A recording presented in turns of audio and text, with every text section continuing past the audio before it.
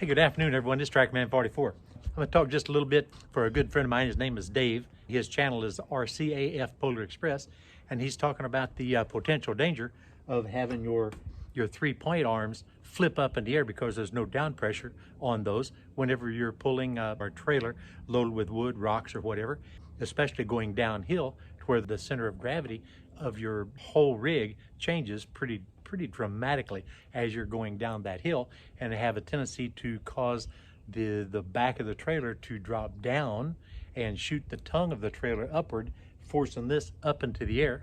When it flips up into the air all the way to the top of its travel, that shock of that heavy load dislodges the traction on the rear end and causes you to possibly skid, or possibly even jackknife if you happen to be going at a slight angle, and you could have yourself a bit of a problem.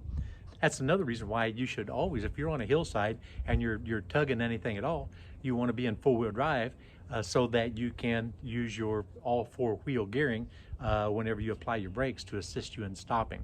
If you're in two-wheel drive and you go into a skid, an uncontrollable skid, because you've jackknifed and your wheels are in the air or they're beginning to slide, you have no repercussion, you have no breakage, because your back ends, it can't provide the braking because it's skidding. The front wheels, however, when it's locked in four-wheel drive, will give you that little bit, or that marginal a bit of control that might save you from what the impending thing that's going to happen to you, you know. He's got a hitch on the back that he uses with the upper link, or the third link, that goes over to the top, and then he's got a 2-inch receiver in the bottom, and he puts a ball on it and hooks for dragging and skidding and everything, you know. And that's all fine and dandy, it's not a problem at all. But he's talking about using a chain and a binder to triangulate from the top of his homemade hitch down to the drawbar, so that he can keep that or minimize that from happening. He's going to lock it all together in a triangle.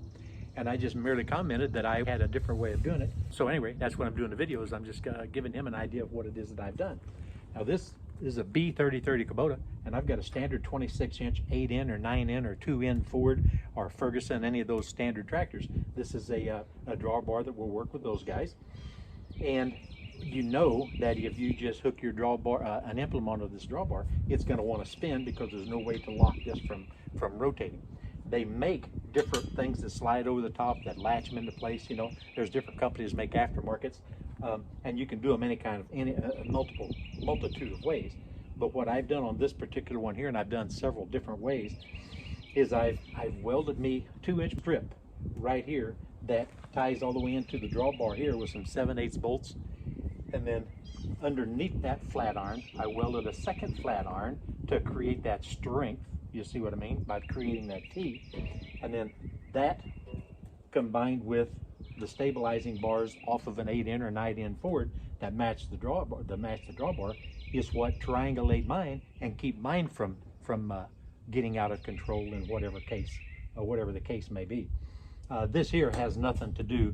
This is nothing more than something I temporarily threw it on there to where I could put 300 or 400 pounds of wheel weights, so that I'd have some rear end ballast for, you know, hauling stuff on the hillsides and things like that. So all I got to do is just hit that with a grinder, knock that off, and I'm right back to work again with the 3-point.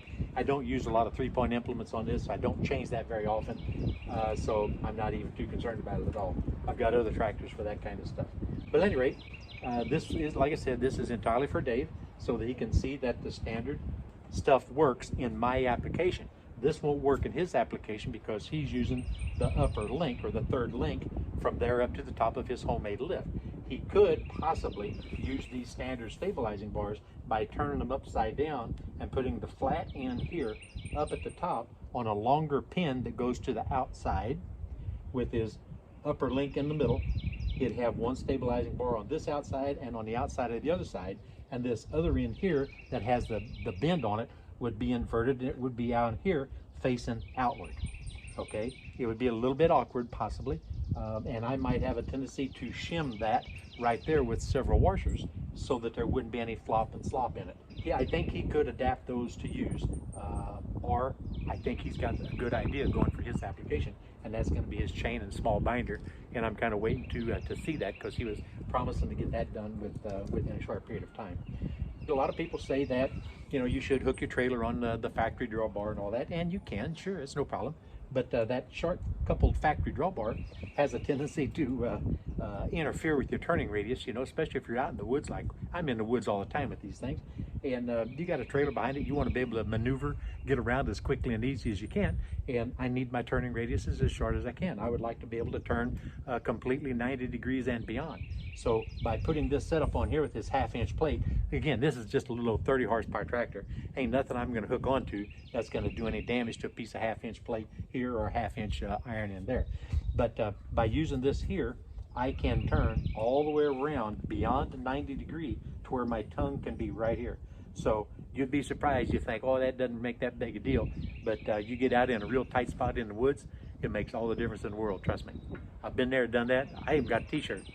But at any rate, Dave, this video is entirely for you, you know.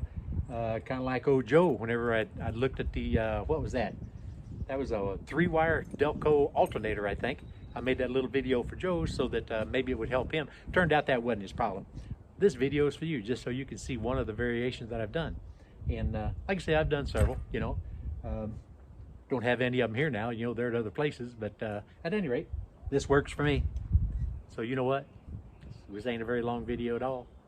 Quick, short, and sweet, and to the point. This Trackman 44, and I am out of here, man. I almost forgot, Dave.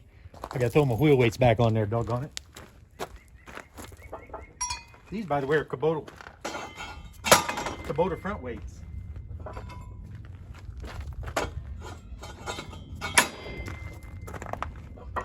These here are Kubota rear weights.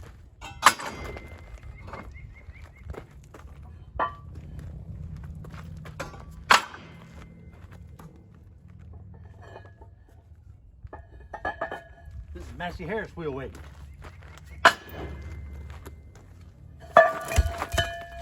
Whoops. Another Massey Harris.